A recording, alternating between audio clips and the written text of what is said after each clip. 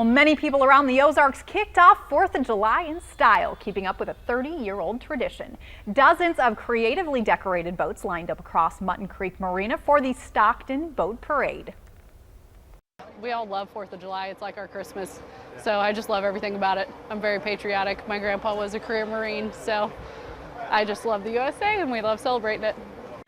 The winner for Best Decorated takes home a trophy at the end, kicking off an exciting weekend of camping, fishing, and patriotism.